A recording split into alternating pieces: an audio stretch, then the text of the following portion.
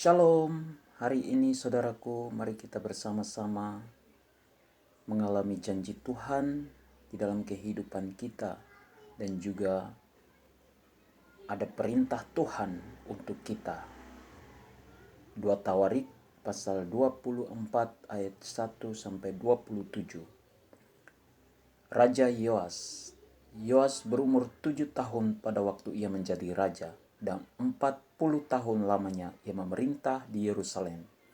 Nama ibunya ialah Sipia dari Bersyeba. Yoas melakukan apa yang benar di mata Tuhan selama hidup Imam Yoyada. Yoyada mengambil 2 orang istri bagi dia. Dari mereka ia mendapat anak laki-laki dan anak perempuan. Kemudian Yoas bermaksud untuk membaharui rumah Tuhan. Ia mengumpulkan para imam dan orang Lewi dan berkata kepada mereka, "Pergilah kamu ke kota-kota Yehuda dan kumpulkanlah uang dari seluruh orang Israel untuk memperbaiki rumah Allahmu setiap tahun. Lakukanlah hal itu dengan segera." Tetapi orang Lewi itu tidak melakukannya dengan segera. Lalu raja memanggil imam kepala Yoyada dan bertanya kepadanya, "Mengapa engkau tidak menuntut kepada orang-orang Lewi untuk membawa dari Yehuda dan dari Yerusalem pajak yang dikenakan Musa, hamba Allah itu, kepada jemaah Israel untuk kemah tempat hukum Allah? Sebab anak-anak Atalia, perempuan fasik itu, telah membongkar rumah Allah, bahkan memakai barang-barang kudus rumah Tuhan untuk para Baal." Sesudah itu raja memerintahkan supaya dibuat sebuah peti dan ditempatkan di depan pintu gerbang rumah Tuhan. Lalu menyuruh mengumumkan di Yehuda dan di Yerusalem bahwa orang harus membawa bagi Tuhan pajak yang dikenakan Musa, hamba Allah itu, kepada orang Israel di padang gurun. Maka bersukacitalah semua pemimpin dan seluruh rakyat. Mereka datang membawa pajaknya dan memasukkannya ke dalam peti itu sampai penuh.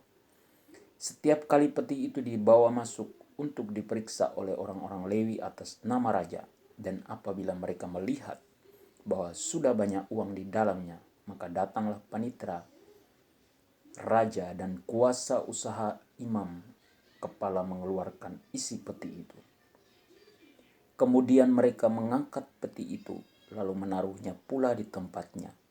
Demikianlah mereka lakukan setiap kali, dan banyaklah uang yang dikumpulkan. Raja dan Yoyada menyerahkan uang itu kepada mereka yang memanduri pekerjaan pada rumah Tuhan. Mereka ini mengupah tukang-tukang pahat dan tukang-tukang kayu untuk membaharui rumah Tuhan, juga tukang-tukang besi dan tembaga untuk memperbaiki rumah Tuhan. Setelah itu mulailah tukang-tukang itu bekerja. Pekerjaan perbaikan maju di bawah tangan mereka. Mereka membangun kembali rumah Allah menurut keadaannya semula dan mengokohkannya. Setelah mereka selesai, mereka membawa uang yang kelebihan kepada raja dan Yoyada. Uang itu dipakai untuk membuat perkakas-perkakas rumah Tuhan, yakni perkakas-perkakas untuk penyelenggaraan kebaktian, perkakas-perkakas untuk korban bakaran, juga cawan-cawan dan perkakas-perkakas emas dan perak. Sepanjang umur Yoyada, korban bakaran tetap dipersembahkan dalam rumah Tuhan. Yoyada menjadi tua dan lanjut umur, lalu matilah ia. 130 tahun umurnya ketika ia mati.